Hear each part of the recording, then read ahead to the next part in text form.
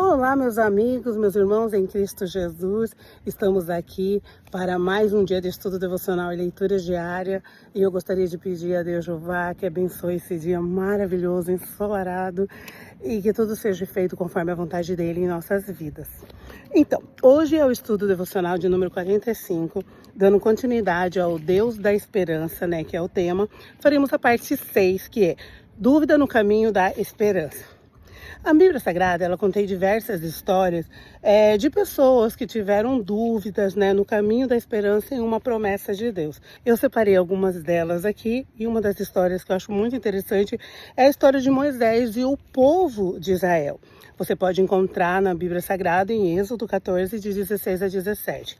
E depois dos israelitas serem libertos do Egito, frequentemente eles duvidavam, da provisão e da proteção de Deus. Eles murmuravam, reclamavam sobre a falta de comida, a falta de água no deserto. Eles questionaram, inclusive, a liderança de Moisés e até desejaram voltar para o Egito e continuar como escravo. Apesar de todas essas dúvidas, Deus os sustentou com o maná dos céus, cordonizes e água da rocha. Então Deus nunca deixou faltar nada para o povo. Você pode ver essa história em Juízes 6 a 7, quando Deus chamou Gideão para libertar Israel dos midianitas, mas ele duvidou da sua capacidade, que ele se achava inferior e pediu sinais para Deus, como o famoso teste do novelo molhado e seco, E Deus confirmou a promessa e concedeu vitória a Gideão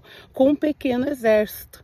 Zacarias, que é uma história que você encontra em Lucas 1, de 5 a 20, onde o sacerdote Zacarias, ele e a sua esposa Isabel, tentaram por anos ter um filho e não conseguia, porque Isabel era infértil.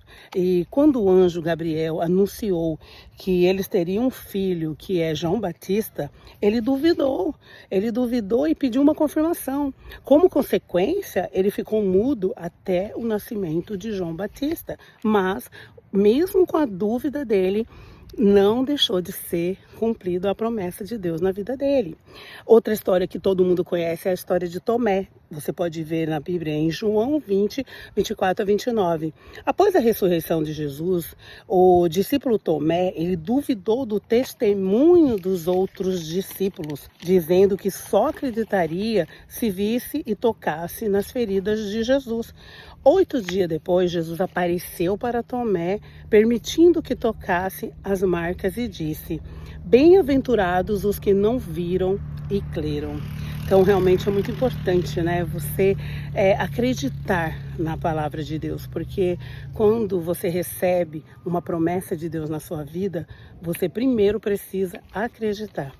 E a história de Abraão mostra isso, Abraão, em Gênesis 12, até a reiteração da promessa, em Gênesis 15, ocorreram muitas situações.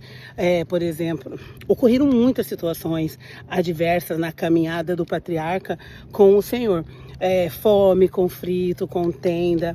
Essas adversidades pareciam contrariar tudo que o Senhor havia lhe prometido, isto é, que ele seria abençoado e dele seria formado uma grande nação, E foi o que aconteceu. Isaac nasceu e hoje existe uma grande nação através de Abraão.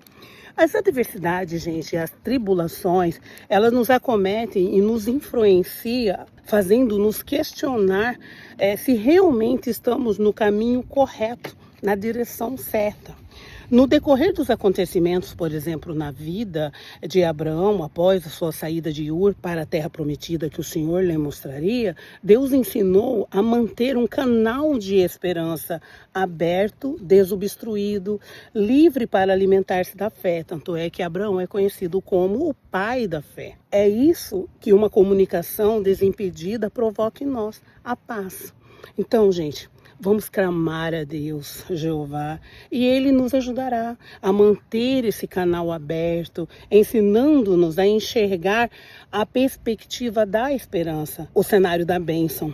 Caminhe por fé e alargue seus horizontes. Olhe para o céu, saia dos limites da sua tenda, rompa o visível e avance para as promessas do Deus da esperança. que tudo vai acontecer. Amanhã a gente retorna para mais um dia de estudo devocional.